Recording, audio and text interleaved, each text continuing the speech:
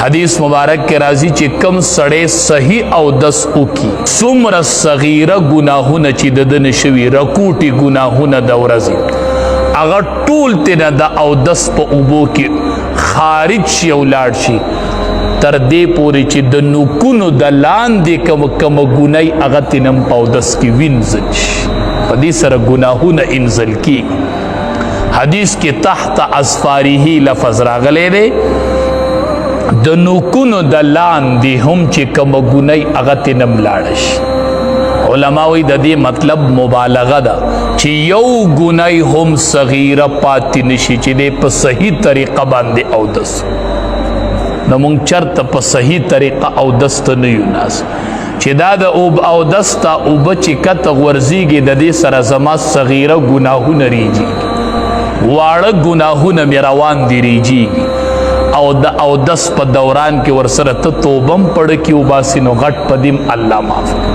خو صغیره ګناهونه چې د ورځې ستا نشوي اټول په اودس باندې اوریږي د بندنه ختم شي اسباغ الوضوء علی المکاره دا ګناهونه اوریږي ګناهونه وراني وی دویم عمل در توخیم چې ګناهونه ریږي وی آو وی کثرت الخطا الی المساجد جماعت طرف تا ډیر قدمونه اغستل جماعت طرف تا ډیر قدمونه اغستل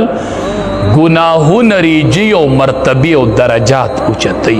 څومره مسجد ته د لرې نه راځي او فاصله ډیرې دومره قدمونه ډیریږي الله پې ګناهونه ریږي نبی علیہ السلام وخت کې بعضې صحابه کرامو مسجد نبوي نه لري وو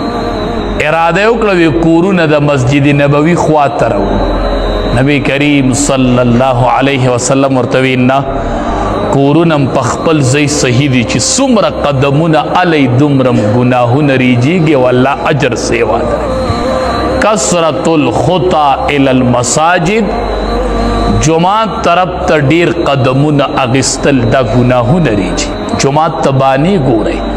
زما نوافل بوکما زما اشراق بوکما زما نن د گش ورځ ده بس جماعت طرف ته بانی ګورئ نبی علیہ السلام فرمائی چې څوک ووینئ چې جماعت ته ډیر رواني څوک ووینئ چې جماعت ته ځي او راځي چې ګورئ ورته نو جماعت ته رواني فاشهدوا له بالایمان د دې سړي د ایمان گواهی ورکړئ ووایئ چې دا مؤمن دی چې کوم سړی جماعت ته ډیر ځي راځي جماعت ته ډیر ځي راځي